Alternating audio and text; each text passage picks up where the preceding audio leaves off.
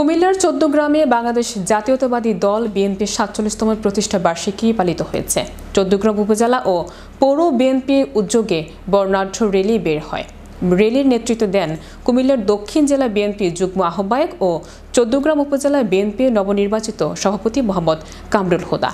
এর আগে ১৪ গ্রাম বাজারের শহীদ প্রেসিডেন্ট জিয়াউর রহমান বীর উত্তম প্রাঙ্গণে আলোচনা সভা অনুষ্ঠিত হয়।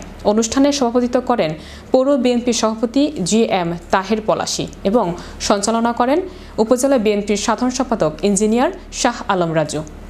আলোচনা সভায় বক্তব্য রাখেন উপজেলা ও পৌর বিএনপি এবং অঙ্গ সংগঠনের নেতৃবৃন্দ। এ সময় ১৪ গ্রাম উপজেলা ও পৌরসভা বিএনপি ও সহযোগী সংগঠনের বিপুল সংখ্যক নেতাকর্মীর উপস্থিতিতে পুরো এলাকা মুখরিত হয়ে ওঠে।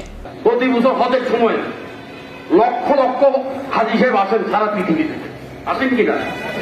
ওখানে কি মক্কা শরীফের হুজুর কি বলেন নাকি পাল্লাতে ভোট দিতে বলেন নাকি? ধর্মের সাথে যায় না।